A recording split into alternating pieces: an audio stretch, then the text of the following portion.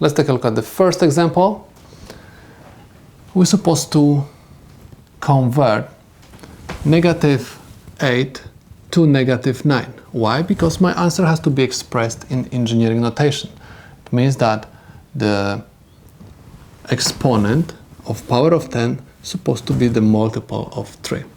So what I'm going to do, I'm going to copy down the first number. So I have 2.1 times 10 to -9 plus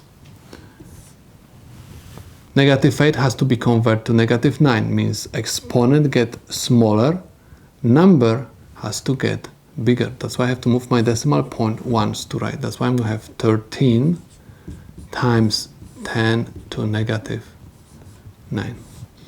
When I have powers of 10 with the same exponents, I'm supposed to simply add these two numbers.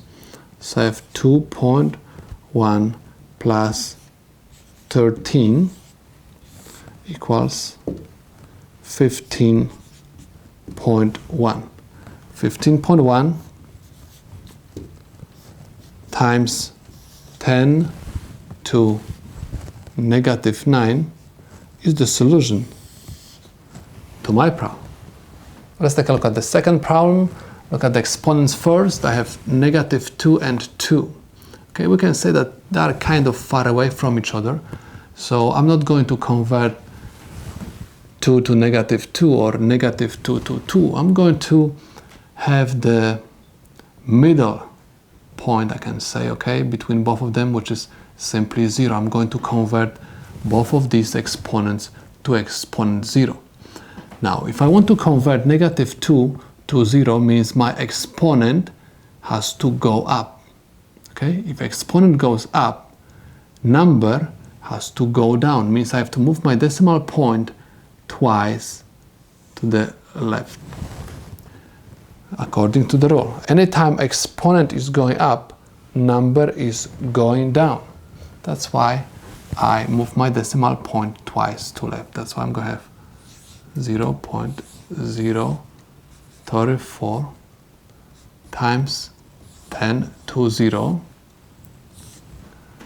plus, and 2 I want to convert to 0.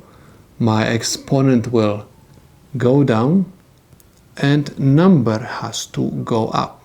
Okay, I went down twice with my exponent. That's why my decimal point has to be moved twice to right. That's why I'm going to have 260 times 10 to 0.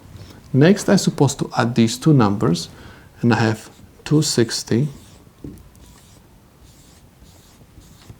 plus 0.0034. Add them up, and I have 4300026.